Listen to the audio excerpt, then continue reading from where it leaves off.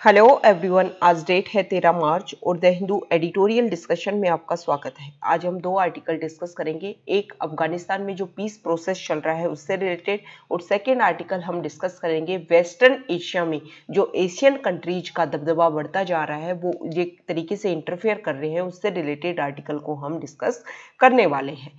तो हमारा जो फर्स्ट आर्टिकल है वो अफगान पीस प्रोसेस को लेकर के है। सबसे पहले हम थोड़ा सा बैक हिस्ट्री की बात करेंगे। जब अमेरिका में मिस्टर ट्रंप राष्ट्रपति थे उस समय फरवरी 2020 में तालिबान के बीच में और यूएस के बीच में एक समझौता होता है, और उस समझौते में ये क्लियर होता है कि यूएस अपनी सेना अफगानिस्तान से पीछे हटाएगा, बदले में तालिबान क्या करेगा, तालिबान अफगानिस्तान की जो भूमि है, अफगानिस्तान की जो लैंड है उसका यूज नहीं करने देगा कि कोई भी ऐसा काम हो जो यूएस को हानि पहुंचाए। ठीक है, दोनों के बीच में एग्रीमेंट बना।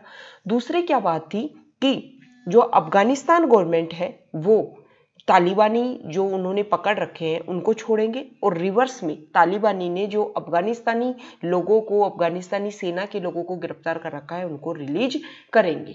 ठीक है, देखो मेन बात क्या है कि जब ये एग्रीमेंट की बात चल रही थी यूएस गवर्नमेंट के बीच में और तालिबान के बीच में, जब ये एग्रीमेंट चल रहा था उस समय कोई भी वायलेंस की जो घटनाएं हैं वो कम नहीं थी, बल्कि रेगुलर तालिबान के द्वारा अफगानिस्तान में वायलेंस किया जा रहा था।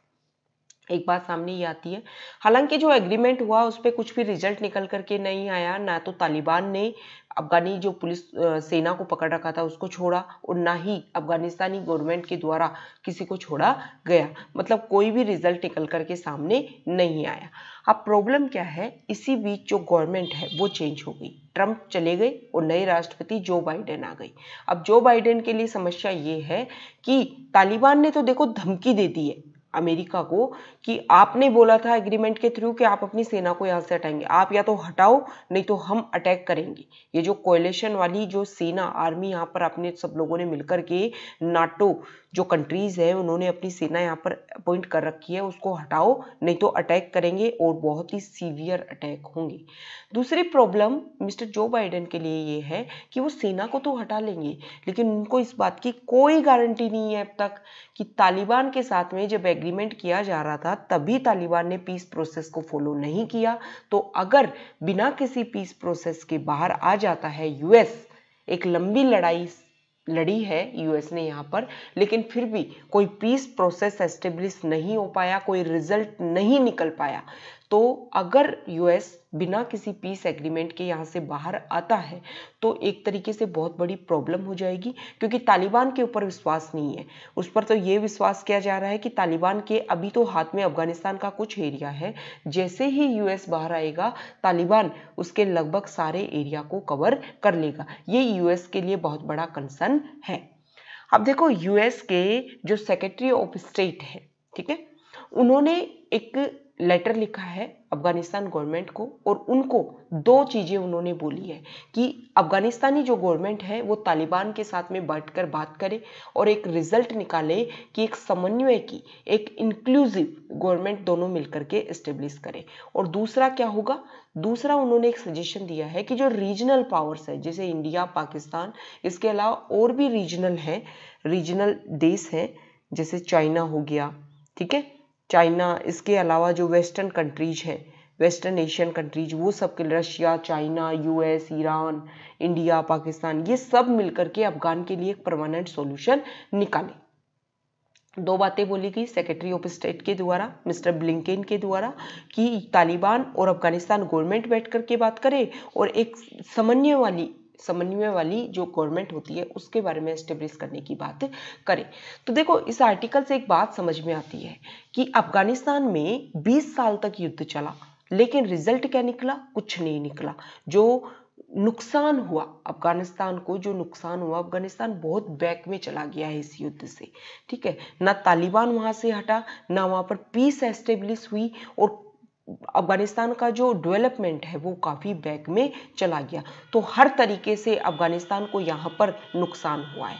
अब क्या बोला जा रहा है कि अफगानिस्तान के पास में दो ऑप्शन है, या तो अफगानिस्तान वॉर को चुने, क्योंकि देखो यूएस अपनी ट्रूप्स को हटा लेगा, बोला जा रहा है कि 1 मई से वो अपने ट्रूप्स को पीछे कर लेगा, तो वॉर होएगा, तालिबान कोशिश करेगा, अफगानिस्तान युद्ध लड़ेगा, तो या तो युद्ध को लड़े या बैठ करके तालिबान के साथ में एक कोalition वाली गवर्नमेंट बनाए। और उस कोalition वाली गवर्नमेंट में देखो अफगानिस्तान की जो सेना है ना, उसने बहुत सेक्रीफाइस किया है। ये थोड़ी सी जो भी उनके पास में लिबर्टी है उस सबको अचीव करने के लिए, अगर वो लिबर्टी उनसे छीन ली जाती है और दोबारा से कोशिश की जाती है उस लिबर्टी को छीनने के लिए, क्योंकि तालिबान अगर सत्ता में आएगा, बिल्कुल इक्वल पार्टनर बनेगा सत्ता का, तो वो अपनी बात मनवाने की कोशिश करेगा और माननी भी पड़ेगी। नहीं मानोगे तो वो युद्ध करेगा। तो एक तरीके से पीस एस्टेब्लिश करने के लिए तालिबान क्या करेगा, तालिबान अफगानिस्तान की गवर्नमेंट को दबाएगा और अपनी बात मनवाएगा, कॉन्स्टिट्यूशन में भी अमेंड करने की कोशिश करेगा।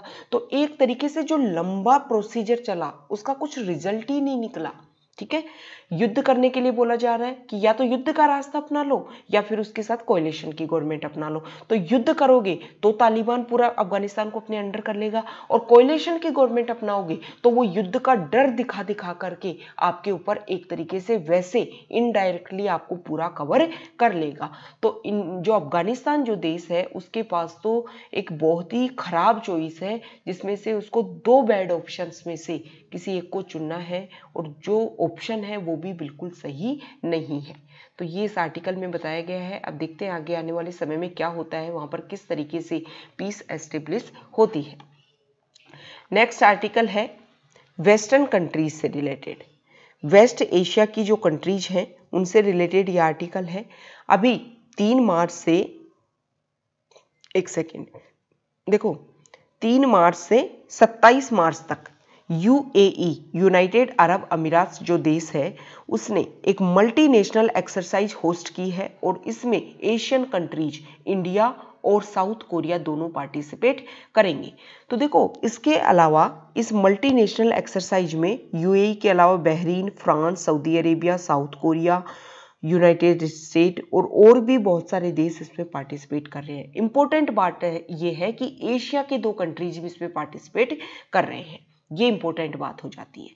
ठीक है, तो पहले इसको डिस्कस करने से पहले कि एशिया के कंट्रीज क्यों अपना पार्टिसिपेशन वेस्टर्न कंट्रीज में बढ़ा रहे हैं, उससे पहले हम डिस्कस कर लेते हैं इस मल्टीनेशनल एक्सरसाइज के बारे में।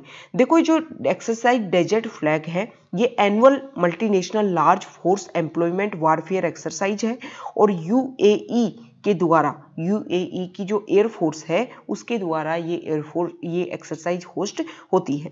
इसका जो एम है वो, इसका एम है जो है कि जो साइमुलेटेड एयर कॉम्बैट ऑपरेशन है उनको एक कंट्रोल्ड एनवायरनमेंट में उनके लिए काम किया जा सके, जो लोग हैं उनको ट्रेन किया जा सके, और इसके अलावा it involves diverse fighter aircraft from across the globe, मतलब पूरे ग्लोब से, पूरे वर्ल्ड से लोग यहाँ पर आते हैं, देश यहाँ पर आते हैं, और सबके पास में अलग अलग लेवल के फाइटर एयरक्राफ्ट है, तो वो सब मिलकर के इस मल्टीनेशनल एक्सरसाइज में पार्टिसिपेट करते हैं। इसमें जो पार्टिसिपेटिंग कंट्रीज हैं वो हैं 10 कंट्रीज हैं, जिसमें से India, UAE, US, France, Saudi Arabia, south Korea और बहरीन 20 एक्सरसाइज में पार्टिसिपेट कर रहे हैं। मतलब 10 देश तो कर रहे हैं, उसके अलावा ये देश भी इसमें पार्टिसिपेट कर रहे हैं। इसके अलावा ऑब्जर्वर कंट्रीज भी हैं, ग्रीस, जॉर्डन, कुवैत और इजिप्ट। ये हमने डेजर्ट फ्लैग एक्सरसाइज के बारे में पता किया। अब देखो क्या कारण है कि एशियन कंट्रीज, वेस्ट एशिया की ये जो फ्लैग एक्सरसाइज है उसमें पार्टिसिपेट कर रहे हैं। अब इसका मतलब ये नहीं है कि इससे पहले इंडिया ने किसी भी मल्टीनेशनल, जो एक तरीके से ये एक्सरसाइज हो रही है उसमें पार्टिसिपेट नहीं किया। उससे पहले भी इंडिया 2-3 अलग अलग देशों की जो मल्टीनेशनल इस तरीके की एक्सरसाइज हुई है उसमें पार्टिसिपेट कर चुका है। कारण क्या है? देखो कारण ये है कि जो वेस्ट एशिया वाला रीजन है ना, वो बहुत ही वोलेटाइल है। वहाँ पर पॉलिटिक्स एक समय से बहुत ही वोलेटाइल है, और रिश्ते बनते और बिगड़ते वहाँ पर बहुत ज़्यादा है।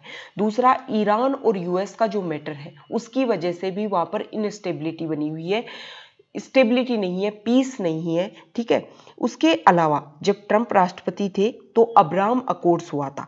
उस अब्राहम अकॉर्ड्स में क्या बोला गया था कि यूएई और बहरीन ने इजराइल के साथ में अपने रिश्ते सही करने की कोशिश की थी, और ये बोला जा रहा है कि आने वाले समय में सऊदी अरेबिया भी इजराइल के साथ में अपने रिश्ते अच्छे करेगा। प्रॉब्लम क्या है, देखो देखो जो वेस्ट एशिया वाला रीजन है वहां पर 3 पोल वाली पॉलिटिक्स रही है। एक तरफ इजराइल जिससे लगभग सभी देश हेट करते हैं, दूसरी तरफ ईरान सपोर्ट करता है एक तरीके से सीरिया में और यमन में, इन देशों में, ठीक है, और एक तरफ है सऊदी अरब और उसके एलीज कंट्रीज। लेकिन धीरे धीरे क्या हो रहा है, जैसे जैसे ईरान की पावर बढ़ती जा रही है वैसे वैसे जो इजराइल और दूसरा जो पोल है सऊदी अरब वाला पोल है वो आपस में मर्ज होते जा रहे हैं, ठीक है। इसकी वजह से ईरान एक काउंटर मतलब एक बिल्कुल अलग से एरिया आ गया है, और इसका मेन कारण है कि जो वेस्ट एशिया वाला रीजन है उसमें एशियन कंट्रीज अपना पार्टिसिपेट करना चाहते हैं। वो चाहते हैं कि वहां पर उनका पार्टिसिपेशन हो, वहां पर पीस एस्टेब्लिश करने में उनका काम हो। क्यों, देखो सब कुछ आपको क्लियर है, आपको बिल्कुल क्लियर कट समझ आ गया होगा कि वेस्ट एशिया में इतनी रुचि क्यों ले रहे हैं हम। उसका मेन कारण है ऑयल जो है हम जो इंपोर्ट करते हैं वो बहुत बड़ा एरिया है, बहुत बड़ा तेल जो है वो हम वेस्ट एशिया से इंपोर्ट करते हैं। 2020 में अप्रैल के कुछ डाटा हैं कि सऊदी अरेबिया इंडिया का टॉप सप्लायर रहा है ऑयल से। उसके बाद में इराक से हमने लिया है। साउथ कोरिया ने भी 2019 में सऊदी अरेबिया टॉप सप्लायर रहा है। और देखो रशिया और यूएस इसके अल्टरनेटिव बनते जा रहे हैं। धीरे धीरे क्या हो रहा है कि इस एरिया में यूएस जो है वो अपने हाथ पीछे खींच रहा है।